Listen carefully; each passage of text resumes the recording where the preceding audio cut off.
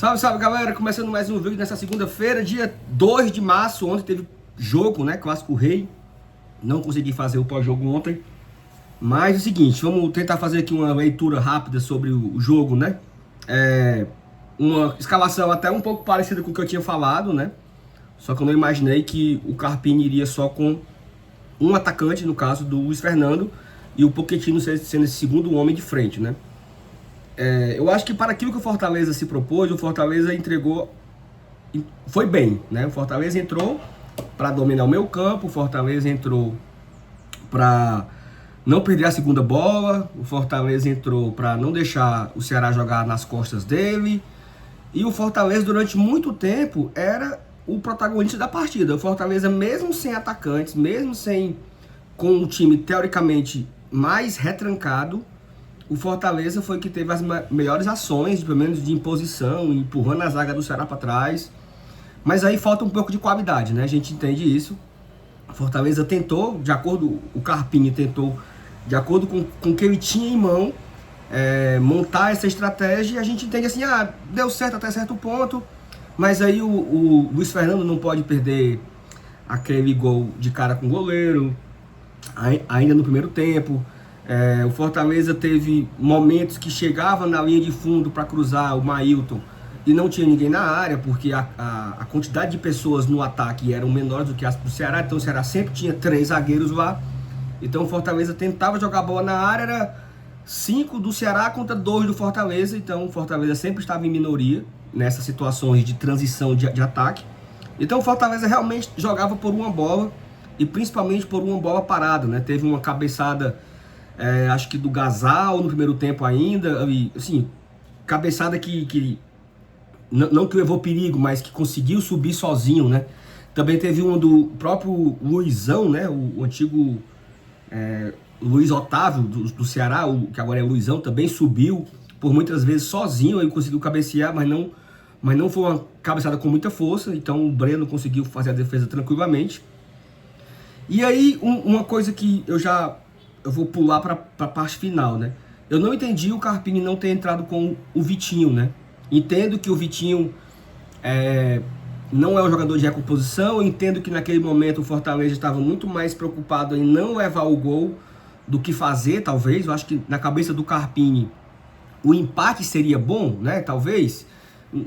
Na minha cabeça não faz muito sentido, mas eu acho que os dois times estavam com medo de levar um gol na reta final e ir para o segundo jogo em desvantagem. E aí, por isso, talvez, na cabeça do Carpini, ele não colocou o Vitinho, né? Vitinho que foi muito bem contra o Maguari, que entrou muito bem, que vem entrando nos últimos 3 jogos, eu acho, que o Vitinho entrou. Nos 3 jogos que ele entrou, ele foi muito bem, fez gol contra o Ferroviário, deu passe contra o Ferroviário, deu passe para gol contra o Maguari, e aí, nesse jogo, ele não entrou, né? E aí isso me chamou a atenção. Me chamou a atenção também a insistência do Carpini em relação ao Crispim. O Crispim mostrou que não vai bem sendo titular e não vai bem sendo reserva, não é aquele cara que você pode contar. Entre ter colocado o Crispim e o Vitinho, 1 milhão de vezes ter colocado o Vitinho, pelo menos teria lá um escape pela direita, um escape ofensivo. O Vitinho tem aquele driblezinho curto, consegue prender um pouco mais a bola pela ponta. Então, para mim, não faria sentido essa entrada do Crispim e a não entrada do Vitinho, né? Rodrigo Maringá, né? Que eu apelidei ele de Rodrigo Maringá.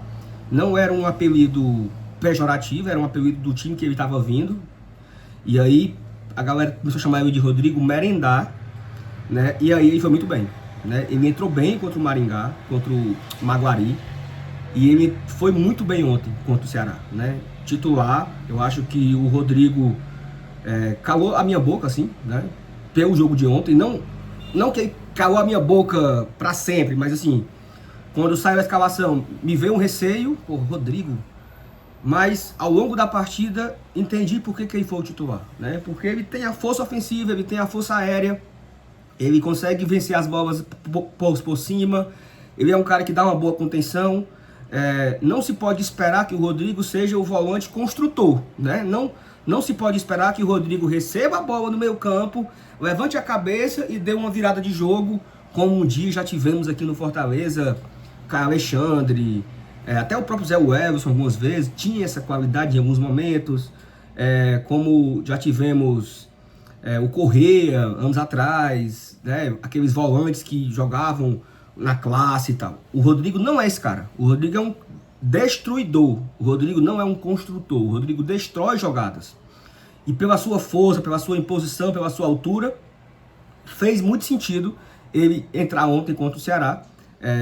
Eu vi até, eu estava vendo o grupo do WhatsApp, alguém falou assim, o Rodrigo foi citado com 20 minutos de jogo, o narrador falou o nome dele. Mas assim, ele não tá ali para pegar na bola, né? Ele tá ali para marcar, né?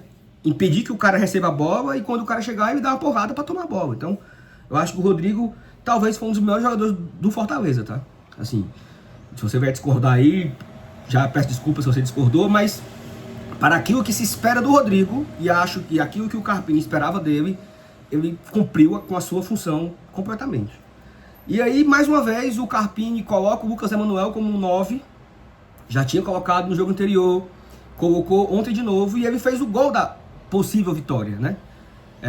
Uma cabeçada que parecia um tiro do Gasal, o Richard, que já tinha defendido uma do Brites ali, que defendeu para o lado, e essa do Gasal ele não conseguiu escorar e botou para frente. O Lucas Emanuel pegou o rebote, faz 1-0 já na reta final. E aí é onde entra talvez a falta de maturidade do Fortaleza, que não é de hoje, né? Fortaleza que não consegue segurar um resultado, né? O Fortaleza ficou 4 minutos tendo a vantagem do clássico, né? 4 minutos só, meu amigo, o jogo vai acabar, sabe? Não tem essa de levar a bola para escanteio, para a bola no meio campo, faz uma falta técnica, faz uma cera, sabe? Segura a bola lá no ataque. E aí, praticamente no primeiro lance seguinte, né, o Ceará vai pro ataque, gera um escanteio, e aí entra uma pataquada completa, né? Primeiro que não tinha nenhum dos zagueiros no primeiro pau. Se você observar, quem estava marcando o Luca era o próprio Lucas Emanuel. Então isso para mim já não faz sentido. Outra falha de marcação, em todo cruzamento na área, em todo escanteio, quem marcava o Luiz Otávio, o Luizão, era o Sacha. O maior zagueiro do Ceará, ou seja, a maior força ofensiva do Ceará no escanteio, quem marcava ele era o nosso menor volante, que no caso era o Sacha. Não era o Gasal, não era o Brites, não era o Luan Freitas, não era o próprio Rodrigo, que também tem altura. Era o menor volante, né? E aí, por muitas vezes, o Luizão ganhava a bola no alto, porque o Sacha não consegue ser maior do que ele. E aí, no lance de, mais uma vez, de falha de escolha de marcação, tá? Isso aqui é treino, tá? Não ter nenhum zagueiro no primeiro pau, para mim é uma falha coletiva, mas é uma falha de estratégia. O Lucas Emanuel marcando o centroavante deles. Não faz sentido. E aí, o Breno, né? Assim, como eu falei, uma pataquada coletiva, né?